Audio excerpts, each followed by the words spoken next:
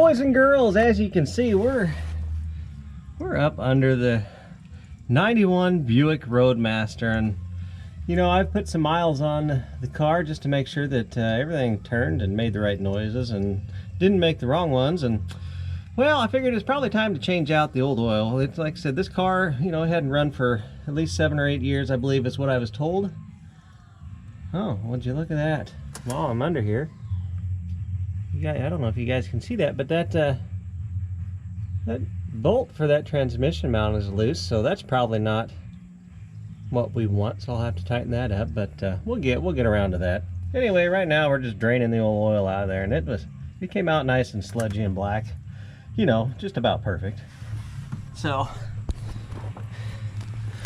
we'll get us up in here into the hood region, and as you can see, we got a whole slew of parts here. We got a brand new air filter. We got some of that really expensive oil, and an oil filter. We got an extra serpentine belt. We're gonna throw that in the back, you know, because you just never know if that's gonna maybe want to have a problem, you know, going down the road. And I already told you in the last video, but we got no water temperature coming in on the gauge here on the dash. So if I have to, I'm just gonna go ahead and mount this bad boy up right here, and it looks a lot better than the factory one anyway. So it even comes with a whole assortment of different colors of lights that you can put in there.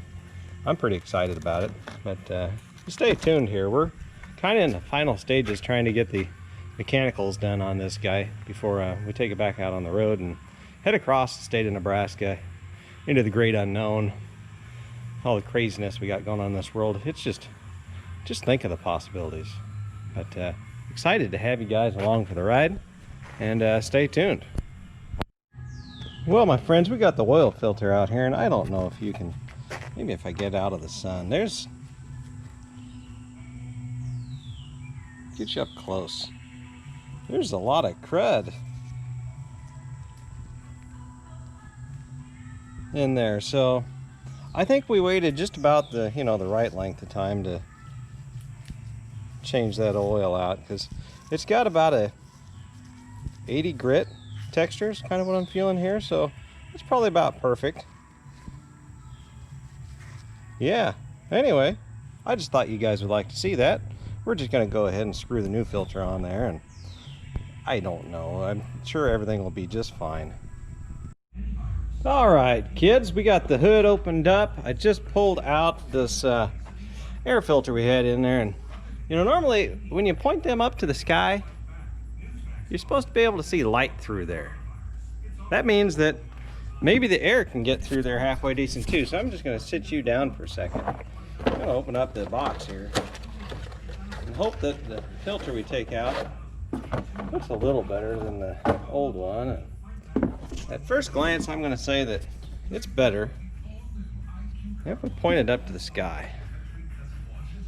You see how that when I wave it around, you see that you can see light coming through there. So I'm just gonna take a guess and gander to say that that's gonna breathe a little bit better.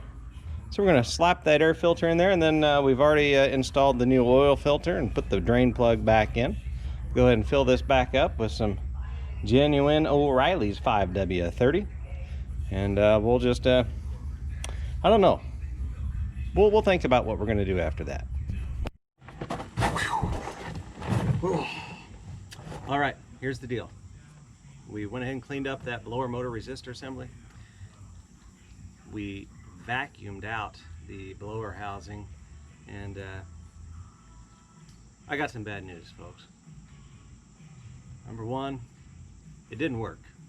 So we're gonna have to put a toggle switch in there because we're too tight to do it any other way. And here's the worst part.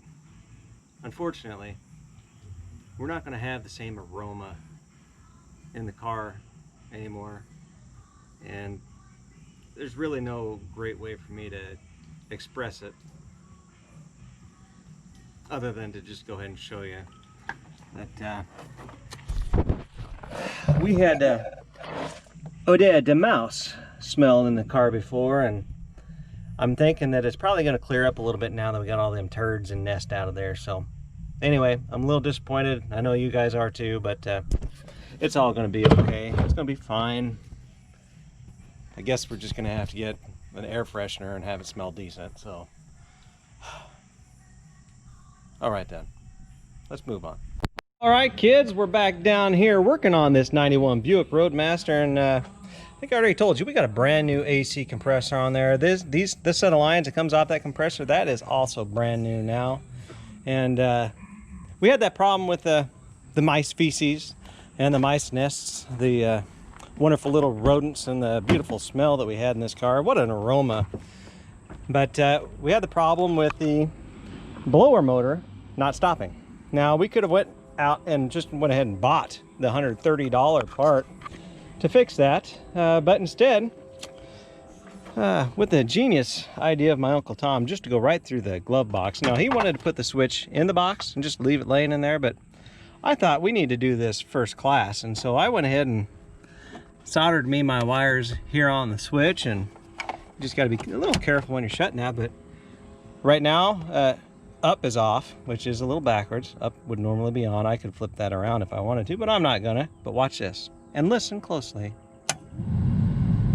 Oh yeah, you can hear the blower motor kick on. So I had this little toggle switch in a little compartment bin, and I probably would have never used it for anything else, and had the wire laying around. It cost me a little bit of solder and a little bit of time, but we just went ahead and remedied that whole situation. And I can tell you today already, this car, it smells like way better. It's almost like the whole feces smell is gone. There's still a little bit of old mothball smell going on here, but oh yeah, I should probably show you guys this. We got the dog collar here. Now, this is not a Ford LTD, and for any of you who are familiar with the movie, you know, the Griswold situation, it was a Ford LTD, highly modified, and I'm actually building that movie car, and I should have had it done by now, but look, I get a little distracted, and so yeah, forgive me for that. But if we back up, oh boy, would you look what Uncle Tom helped me with today? We went ahead and got the luggage on this old girl. I mean, and if I didn't already tell you, if this doesn't set it over the top, this absolutely has to be, dare I say, the sexiest car in Nebraska. You know, you tell me if I'm wrong, but you know, you might say hideous, but that's not the word I have for it, and I'm just plain excited about all this. Anyway, I think this is going to be the end of this video. We're getting really close to being ready for this trip, and I'm looking real forward to having you all along for the ride. But keep Edna in your prayers. She's a little sensitive, and she's a little windblown. My lovely bride, actually, she was responsible for putting Edna together. And I will tell you, the last trip we went on, we tried to park it in a garage, and Edna's head didn't quite clear, so if she looks a little tweaked back a little bit, that's why. At any rate, God bless, be blessed, life is good. Every day we wake up breathing is a new day full of new opportunities, and I am glad to be a part of your lives. Talk with you soon, my friends. Oh, and one last thing. For those of you who are starting to watch this YouTube page, I just highly recommend and mostly just appreciate if you just hit that like button, maybe the share button, and subscribe to the page. You know what? I don't know.